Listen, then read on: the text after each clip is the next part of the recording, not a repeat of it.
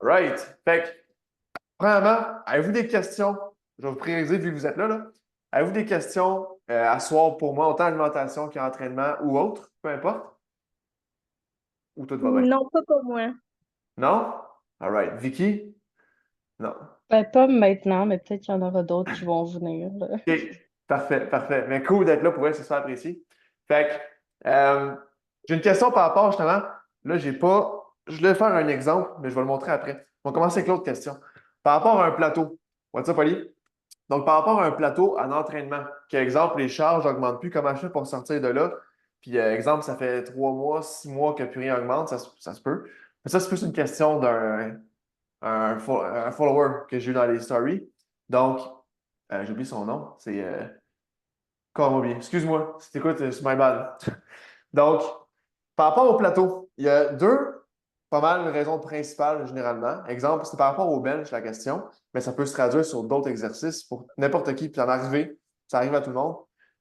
Donc, première raison, c'est une chose, c'est soit, ça se peut qu'on varie trop les exercices.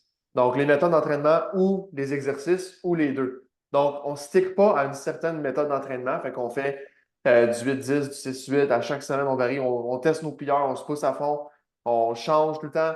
Tout le temps. Comme il n'y a pas de stabilité à un certain point, ça en soi, s'il n'y a pas de stabilité, un certain momentum qui se bâtit au fil du temps, ça crée un plateau. Parce qu'il faut un certain momentum pour pouvoir bâtir de la force, bâtir la masse musculaire, améliorer ton contrôle au niveau d'un exercice, mieux sentir ton muscle, prévention des blessures aussi.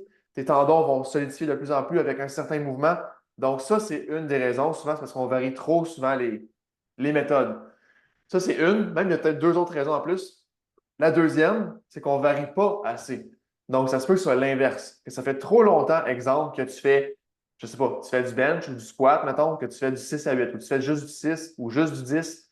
Tu répètes, tu t'acharnes sur ce nombre de répétitions-là avec la même méthode d'entraînement que c'est juste, exemple, un straight set. Que tu fais une série 6-8, l'autre série 6-8, ainsi de suite, sans méthode d'entraînement, avec la même vitesse de mouvement.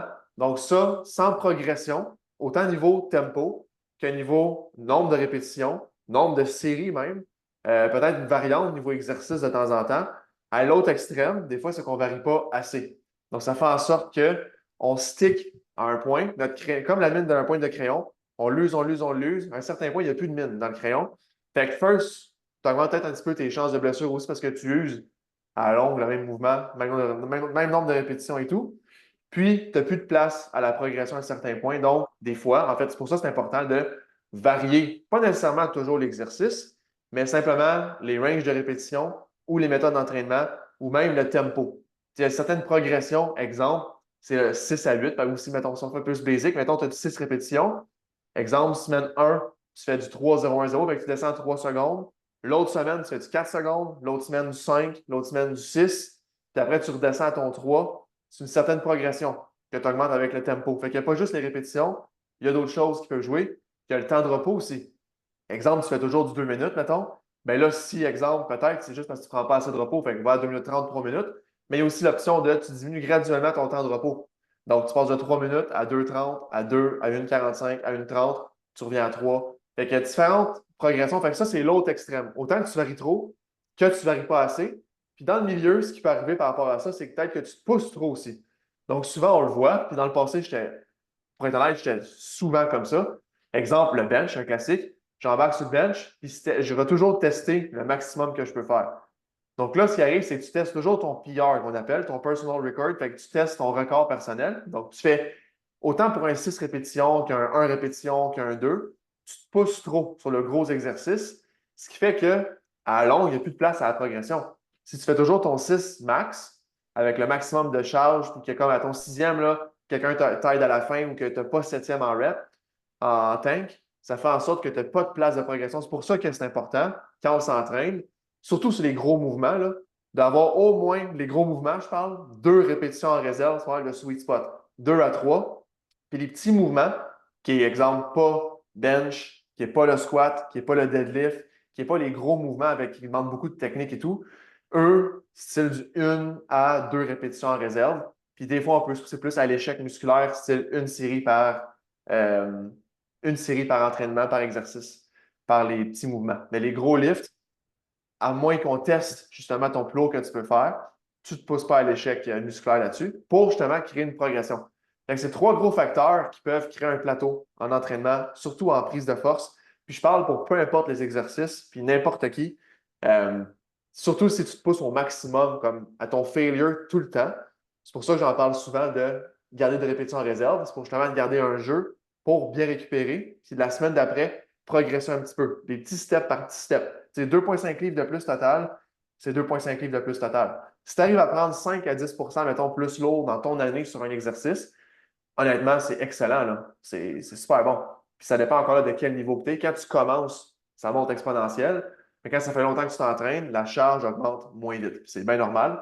Donc, c'est moins rapide les résultats. Fait que ça, c'est par rapport à le plateau. C'est sûr qu'il y a d'autres facteurs. Par exemple, la récupération, qu'est-ce que tu fais en dehors, ton gestion de stress, ton sommeil, l'alimentation est optimale. Il y a d'autres facteurs, mais si je reste plus dans le domaine de l'entraînement, ça va toucher pas mal à ça, les gros facteurs. Fait que niveau plateau, ça ressemble à ça. Là, j'ai soif, il fait chaud aujourd'hui. Donc, what's up sur Instagram? J'espère que vous allez bien? Yes. Cool. L'autre question que j'ai eue, justement, en fait, on va passer à l'autre encore. C'est à côté, il faut que je trouve les trucs.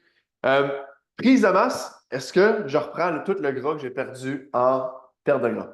Donc, c'est une bonne question, pareil. Des fois, ça peut l'air banal, mais c'est quand même une bonne question.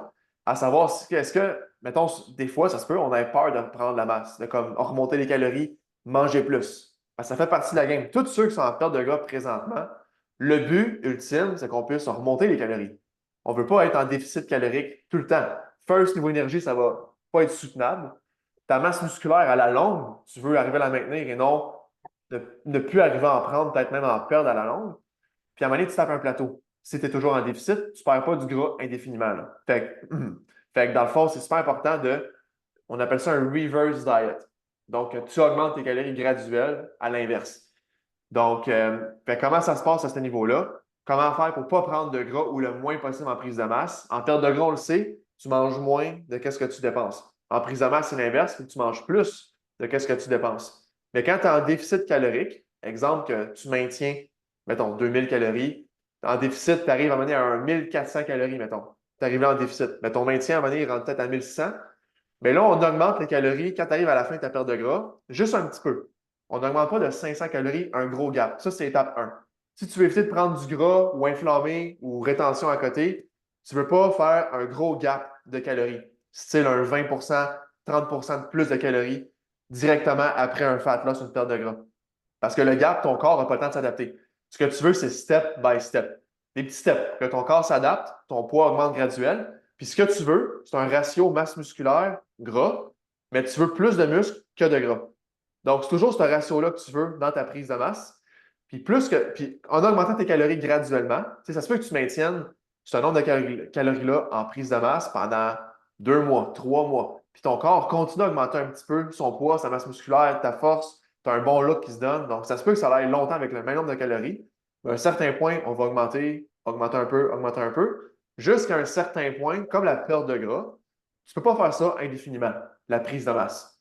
À moins que tu sois vraiment, vraiment, vraiment aligné avec ton maintien, puis que pour toi, c'est comme 5 de plus, puis tu veux vraiment comme faire ça sur le long, long terme, là.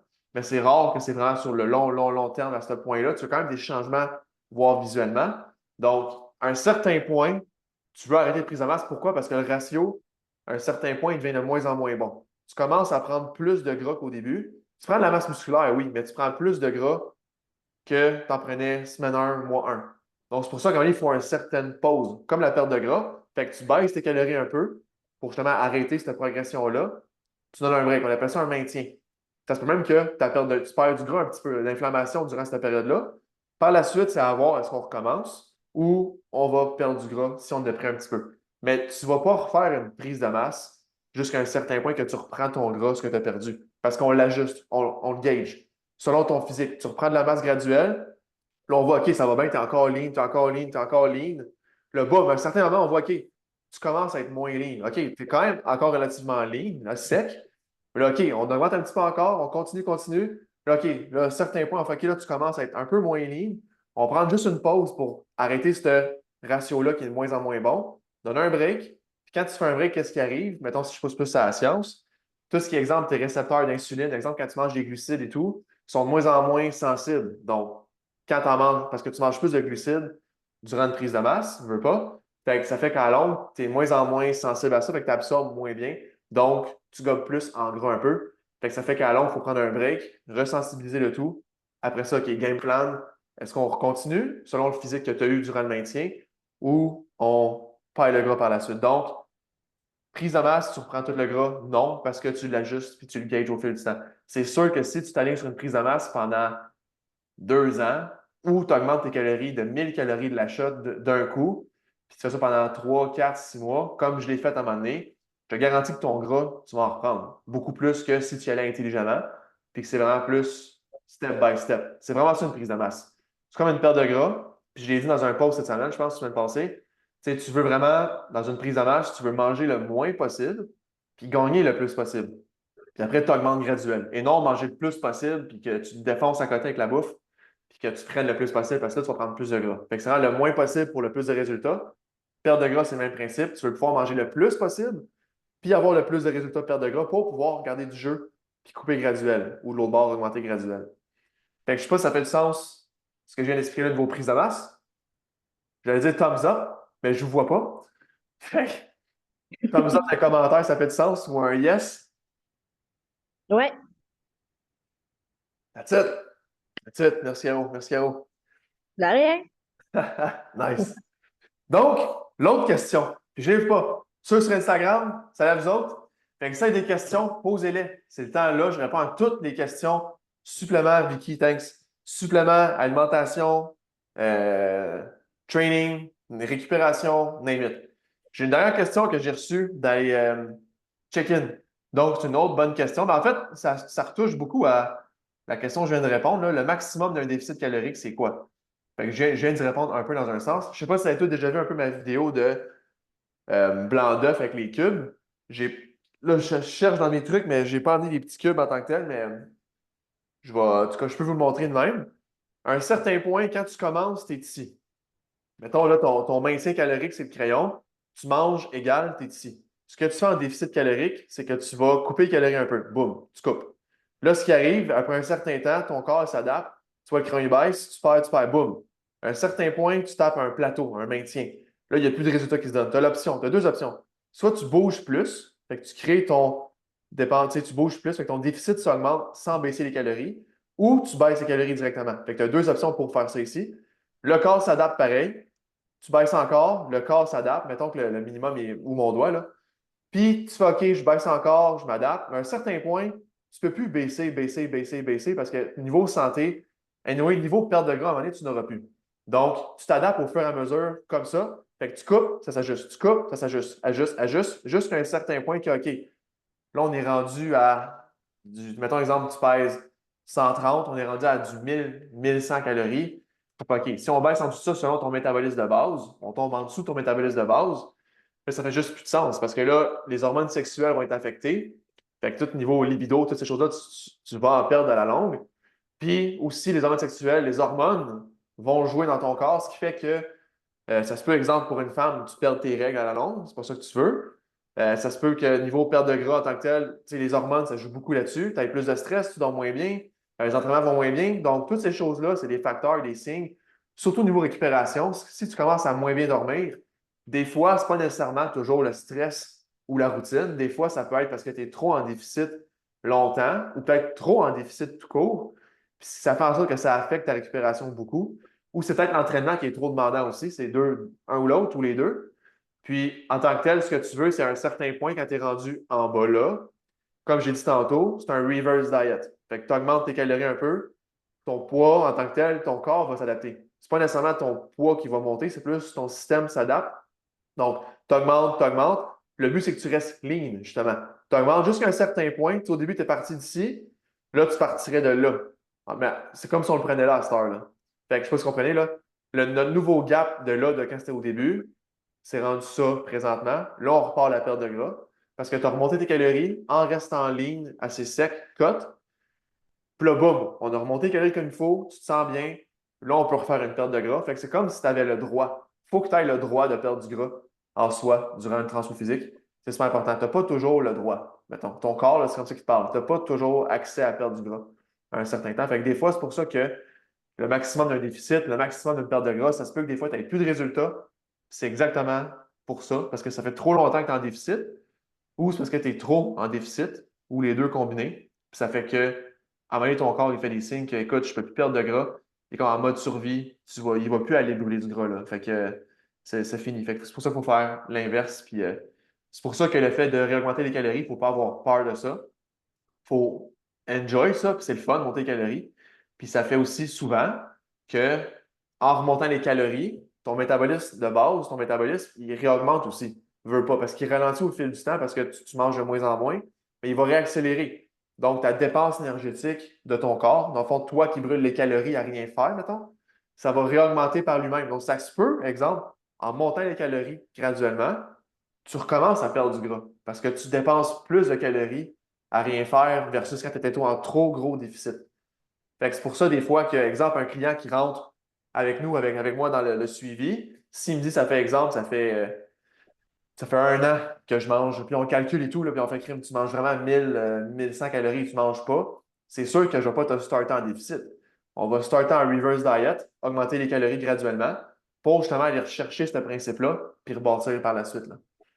Fait que c'est pour ça que c'est important de track ce que tu manges pour avoir vraiment une idée. Parce que ça se peut qu'à la longue, tu ne traques pas, tu fais juste couper, tu manges ce que ça te tente, tu manges moins dans le fond. Puis à la longue, tu ne le sais même pas, mais tes hormones sexuelles s'affectent, toutes tes hormones sont déréglées, tu récupères moins bien, ton sommeil, ton stress, tout va mal, mais tu n'as aucune idée parce que tu ne sais pas ce que tu manges. Fait que c'est pour ça que c'est important de tracker en soi. Donc, je ne sais pas si ça fait du sens. Toi aussi? Oui, Nice, nice. Question ici, peux-tu nous expliquer c'est quoi le tempo dans un entraînement? Expliquer c'est quoi le tempo, yes, je vais expliquer c'est quoi le tempo. En gros, le tempo, c'est la vitesse d'exercice de l'exécution du mouvement. Je vais faire une vidéo pour les clients, justement, cette semaine, je vais faire ça, puis la partager directement pour que vous ayez une vidéo à jamais qui explique c'est quoi le tempo puis c'est comment le faire. Donc, comment est-ce que ça fonctionne si je l'écris mon tempo? Ben, en fait, sans l'écrire, vous n'allez pas tout le voir sur le papier, je pense, là. Un tempo, souvent, on le voit, il y a 3 chiffres, sinon il y a 4 chiffres. Un vrai tempo, OK, c'est 4 chiffres. 3 chiffres, c'est plus la version abrégée, simple à suivre. Donc, 4 chiffres. Pourquoi 4 chiffres? Exemple, encore là, si je prends un squat, c'est assez simple à imaginer. Quand tu fais un squat, le premier chiffre, c'est quand tu vas descendre vers le bas. Le deuxième chiffre, c'est ta pause en bas entre les deux. Le troisième chiffre, c'est quand tu montes. Puis le dernier chiffre, c'est la pause entre quand tu es en haut versus quand tu descends. Fait que c'est pour ça qu'il y a 4 temps dans un mouvement. Fait que le tempo, c'est important à suivre, à track d'un point de vue tout ce qui est justement la progression pour éviter les plateaux, ces choses-là. Ça dépend à quel point, à un certain moment aussi, où est-ce que tu es rendu dans le process. Quand tu commences, tout ce qui est important pour vrai, c'est de penser à contrôler le mouvement. Donc, exemple, si je suis à côté de toi, tu descends ton squat. Si je te dis stop, tu devrais arrêter quasiment où ce que tu es rendu. Et non, tu descends, je te dis stop, mais tu descends tellement vite que je te dis stop ici, mais tu es rendu là déjà. Fait que ça, c'est un petit signe qu'il faut que tu donnes en termes de cue sur comment contrôler le mouvement. Il faut que tu penses à descendre lentement, comme si quelqu'un te disait stop, tu serais sur le bon contrôle pour pouvoir arrêter à une certaine place. Puis, that's it. Fait en général, ben, il n'y a pas de général, il y a toujours des. Ça dépend là-dedans. Mettons, est-ce que je pousse. Tu sais, généralement, tu pousses fort puis tu retiens lentement. Généralement, c'est ça. Mais encore là, il y a certaines méthodes d'entraînement que ça peut être l'inverse. Tu pousses lentement puis tu descends lentement. Fait que ça dépend. Mais en général, c'est toujours quand tu pousses ou tu tires, tu exploses. Puis quand tu retiens la charge en mouvement, c'est lent. Fait que si tu veux, exemple, augmenter ton sentiment de musculaire, mind-muscle connection, puis avoir un bon ressentiment, faire des pauses dans la contraction. Mets ton bicep, quand tu es en haut, tu contractes, de le tenir une demi-seconde, une seconde, vraiment contracter fort, descendre lentement, ça va t'aider à ajouter du comme connexion, puis vraiment sentir bien ton muscle. Le dos, souvent c'est le dos qu'on a de la misère. Important, contracte, tiens, descend lentement. Fait que c'est des petits trucs comme ça. Puis, pour expliquer rapidement les 4 chiffres, si je fais ça bien simple, les 4 chiffres, ce n'est pas toujours l'ordre du mouvement. Qu'est-ce que je veux dire par là? Tu sais, quand c'est exemple 3, 0, 1, 0, c'est 4 chiffres. Le squat, tu commences avec 3, tu as 0 en bas, tu as 1 en montant, 0 en haut. Parce que tu suis le tempo, tu suis comment c'est écrit. Par contre, exemple, quand tu fais un chin-up, tu pars en bas, puis tu tires, mais tu pars en bas. Le chiffre, le premier chiffre du tempo, les cas, mettons 3-0, 1-0, le premier chiffre représente toujours quand tu retiens, quand tu es en mouvement, l'excentrique, ça s'appelle. Donc, quand tu retiens la charge en mouvement, fait que ton squat, c'est en descendant, ton muscle s'allonge, tu retiens. Chin-up, c'est pas en tirant, c'est quand tu descends, quand tu retiens. Fait que ton premier chiffre, c'est quand tu retiens. Fait que le chin-up, tu commenceras avec le troisième chiffre, qui est le troisième chiffre qui est toujours quand tu pousses ou tu tires. On appelle ça le concentrique. Fait que le squat, c'est quand tu pousses par en haut. Le push-up, c'est quand tu pousses. Tout ce qui est poussé ou tiré, c'est le troisième chiffre. Aussitôt que tu comprends ça, par la suite, c'est aussi simple que, OK, ça commence là. À longue, tu n'as plus à y penser parce que ça se fait tout seul. Mais aussitôt que tu comprends au début ça, tu fais, OK, mon mouvement, je retiens comme ça, puis je pousse là. Fait que ça veut dire que les chiffres, des fois, c'est inversé. Fait que je commence le mouvement avec ce chiffre-là. Après, ça suit. Aussi simple que ça. Fait que c'est une bonne question. J'ai expliqué ça rapidement, mais dans la vidéo que je vais vous faire, ça va être plus en détail avec des exemples et tout, puis écrit, là. Fait que je sais pas si ça répond à ta question, Ali. Si tu es encore là. Donc, vous autres, avez-vous des questions par rapport à ça? Ou c'est clair? Non, c'est quand même assez clair, là.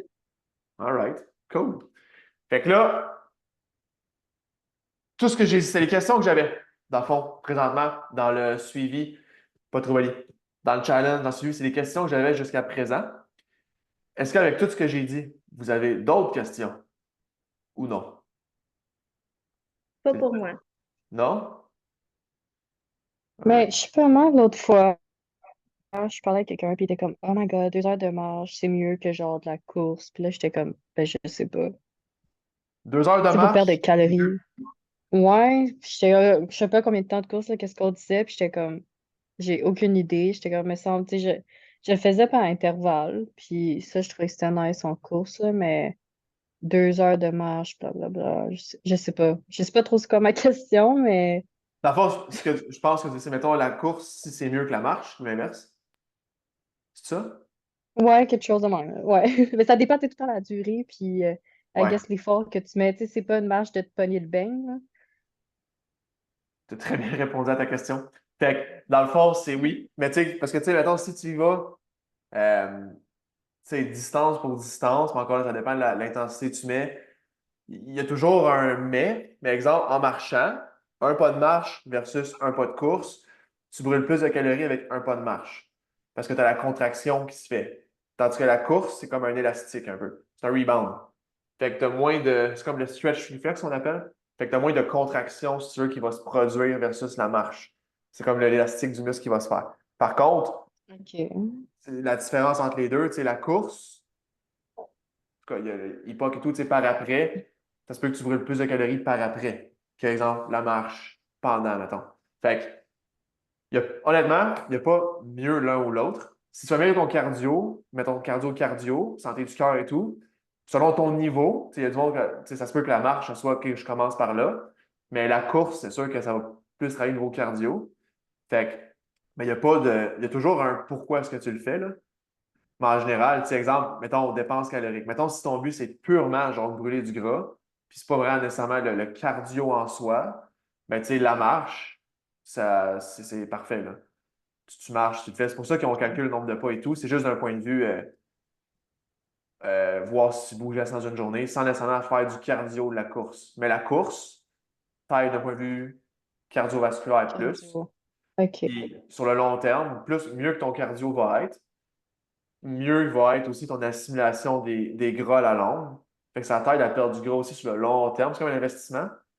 Puis l'autre chose, c'est que plus tu as un meilleur cardio, meilleure va être ta récupération en général aussi. Fait que dans les OK. workouts, ça va être mieux en tant que tel dans tes séries et tout. Fait que ça se peut que tu pousses plus dans les workouts, ton conditionnement va être meilleur. Donc, il y a toujours un. Ça dépend de où tu pars, tes goals. Puis, OK. ouais. Je Ben, tu sais, comprends. quand tu marches, comme tu l'as très bien dit, là, tu veux marcher, là. Tu veux pas traîner les pieds. Fait OK. que- C'est bon. parce qu'il y a une différence entre les deux, là, de marcher de même puis vraiment marcher, là. Fait que C'est généralement, bon. tu veux un bon rythme. Pareil. Fait que ça te fait quand même un petit peu ton cardio pareil. C'est bon. Mais aussi, genre, quand j'avais commencé au énergie cardio, là, tu sais, je sais que c'est pas le meilleur, la référence, mettons. Tu sais, j'ai dit, ben, j'ai mal aux genoux, tu sais, mais j'ai juste comme 25 ans. Tu sais, qu'est-ce que je fais? Puis elle dit, ben, fais pas de Stairmaster, ça va péter tes genoux. Puis je suis comme, oui, mais je veux renforcer ça. Tu sais, mettons, là, je fais le Stairmaster, on dirait que je l'ai fait comme une fois pendant genre 1 heure et quart, puis mes genoux sont traumatisés, puis après 30 minutes, ça arrête. Fait que là, comment je fais pour comme plus avoir mal aux genoux, genre dans la vie en général, tu sais? Ouais. Quand j'en prends là, du calcium, là, mettons, là. Non, non, mais c'est une bonne question encore là. Par rapport à tes genoux, comment enlever honnêtement, ça, c'est une question aussi de plus comme checker deep là-dedans aussi. Là. C'est qu'est-ce qu'on. Mettons, c'est quoi exactement, qu'est-ce qui fait mal et tout. Mais généralement, au niveau des genoux, il y a plusieurs facteurs. Mettons, si tu checkes la base en tant que telle, first, puis ça, des fois, ils pensent même pas, là. Des fois, c'est juste, exemple, ton soulier que tu portes. Parce que les souliers, à cette heure, mettons, ben, depuis longtemps, là, à la mode, mettons, le bout, il est souvent plus petit. Là, ça se peut qu'exemple, le monde va me dire généralement, non, mais il est quand même large, mon soulier au bout. Je te garantis que ton soulier, il n'est pas assez large au bout, pareil, là. Même si c'est les petits pieds, là, le soulier, souvent, il n'est pas assez large. Fait que ça fait que tes orteils sont comme ça. Fait qu'à la longue, quand tu t'entraînes, tu cours ou tu. C'est un master, peu importe, tu n'as pas de stabilité. Fait que tout ce qui monte en haut, c'est là que ça crée des débalancements, puis tu as plus de chances de te blesser aussi à la longue. Fait que, c'est ça. Fait que ça, c'est l'étape un comme la base. La santé, tout ce qui est pied va jouer jusqu'en haut par après. Fait que plus c'est stable à ce niveau-là, plus c'est fort en haut par après. Puis de l'autre bord, après ça, c'est niveau échauffement avant l'entraînement, avant ce que tu fais. Puis après, c'est de voir aussi la progression. Comme exemple, à place de faire du 1 heure et quart d'une shot, ben, mettons, on commence par un 20 minutes, mettons. Fait que là, tu fais un 20 minutes, puis après ça, tu augmentes graduellement ta durée. Ça, c'est comme si tu veux ton endurance à un certain mouvement et tout.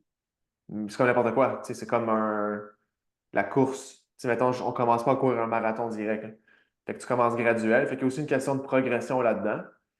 Puis de build-up, de résilience, d'endurance au travail, tout ça. Puis aussi niveau musculaire. Est-ce que tes muscles sont assez forts? Les impacts et tout. Si tu un master en tant que tel, tu sais, c'est de voir aussi comment est-ce que tu le fais. Puis les souliers, souvent, c'est une cause là-dessus, niveau Stairmaster. Mais aussi la durée. Peut-être des fois que quand tu pourrais le voir, quand tu descends peut-être ta jambe en bas t'extensionne trop. Fait que tu sais, tu hyper-extensionnes ton genou. Je sais pas si tu vois ce que je veux dire. Quand tu montes ton autre en arrière, c'est comme si tu barrais ton genou à chaque fois. Fait que ça a un Ouais, impact. Fait que mhm. tout ça, c'est des facteurs là-dessus. Après, c'est de voir comment tu fais ton Stairmaster au niveau technique. Puis c'est quoi exactement la douleur? C'est plus en avant, c'est plus en arrière, c'est plus sur le côté, c'est plus dedans. C'est quand tu as mal, c'est quand tu cours, c'est juste au Stairmaster. Euh, ben, généralement, quand tu crées la contraction musculaire, mettons, c'est mieux que créer de l'impact. Fait que, parce que courir, si tu crées de l'impact à chaque fois, mettons, tac, tac, tac. Versus quand tu marches, ou quand, par exemple, tu montes des marches, c'est juste la contraction que tu vas faire. Fait que généralement, ça, tu as moins de chances d'avoir mal que de courir. Ouais, ben, je sais, j'ai de la misère à courir. Puis je pense que je sais pas courir parce que je fais tellement de bruit à comparer aux autres. Ça, c'est une Comme, chose. Ça, c'est une chose. j'ai peur de courir. Exact. Ça, c'est une chose. Tu sais, ton pied, l'impact et tout, ça, on peut le regarder ensemble. Mais par rapport à ça, ça, c'est un gros point, là. Le point d'impact de ton pied quand tu cours, il y a un nom à ça, j'ai un blanc, là. Mais ça a un gros, gros, gros impact sur tes performances puis sur les préventions de blessures aussi, là. Fait que, il y a ça aussi, Ok. là, ton step. Fait que le truc pour ça, c'est con, mais soit sur un tapis ou sur dehors, tu mets ton sel en arrière, tu filmes, mettons, en arrière de dos. Puis là, on va voir, mettons, comment tu cours. Est-ce que tes pieds font ça vers l'extérieur quand tu cours? Ils rentrent par en dedans? On va le voir, là. OK. Fait que tu peux le filmer, puis ça va m'aller. Mhm. Ouais. OK, c'est bon. All right? Cool. Super. That's it? Ça fait le tour? Yeah? Yeah? Nice. Oui, All right. Perfect. Fait que merci d'avoir participé, d'avoir été là. Fait que comme j'ai posé, allez répondre au sondage dans le groupe, s'il vous plaît. Plaisir. Allez répondre au sondage dans le groupe, ceux qui checkent là ou ceux qui checkent là. J'ai mis les heures pour les prochains lives. Je vais prendre lui qui a le plus de votes, dans le fond. Puis après ça, on va sticker à cette heure-là pour les autres semaines. Fait que chaque mercredi, je vais inciter du monde à embarquer dans le live aussi et tout. pour répondre à vos questions. Puis je vais vous share le replay dans le groupe. Puis comme j'ai dit par rapport au tempo, c'est les questions que vous me posez là, ça me donne des idées aussi à faire des vidéos plus poussées là-dedans. Mettons le tempo. Je vais vous faire une vidéo pour vous expliquer le tempo plus en détail, puis que je vais vous le piner comme dans votre compte. Fait que vous allez toujours avoir accès à ça. Fait que ça, c'est une chose. Puis comme un petit genre de course, là. Un cours, mettons, au travers de ça. Fait que that's it. Fait que Ah, merci à tout le j'avais monde. peut-être quelque chose, Alex. Ouais, Euh, Penses-tu à un moment donné, tu vas pouvoir faire une vidéo sur, mettons, les mensurations, tu sais, les mesures, mettons, des biceps, puis ces affaires-là, tu sais, où le prendre précisément? Tu sais, sur le point le plus haut, le tour de taille, c'est à peu près où, puis... all right. Je vais prendre ça en compte. Yes. Ouais, 100%. C'est une bonne question. Ouais. Merci. All right. Cool. Fait que j'ai noté ici. Super. Perfect. Fait que j'ai pris ça en note. Fait que je vais will do. Fait que, sur ce, passez une belle soirée. Merci à tout le monde. Puis on s'en parle très bientôt. Merci. Peace. Merci.